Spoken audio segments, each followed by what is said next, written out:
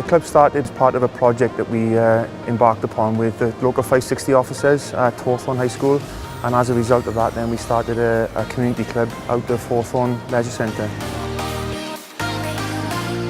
The first session we had, I think we had one child turn up, but we sort of stuck at it and we worked with the schools and we worked with Sport RCT to help us promote basketball locally, and over a period of 5-6 years we've gone from one child who attended the first session and we're now up to about 75.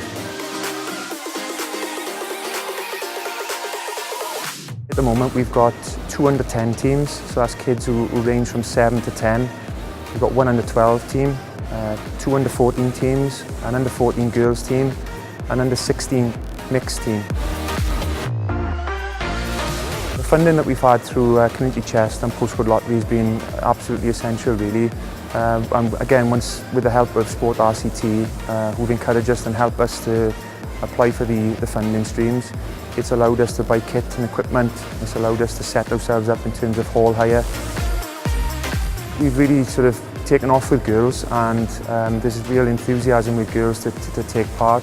Some of the girls play netball as well, and it works really well because the girls who come from netball have got the fundamental skills, passing and movement, and they fit into basketball really well.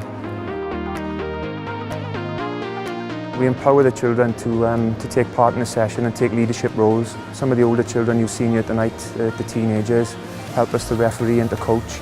And those guys, we put them on a volunteer programme. Last year we had just over 30 players representing Wales at various age groups, from under-12s up to under-16s. And we're really excited about that, and we're really enthused that these kids are involved and they can fetch that knowledge back from international basketball in Europe back to the club and into the other children. It's a great sport that will complement other sports in terms of all the skills that they gain in terms of footwork, hand-eye coordination.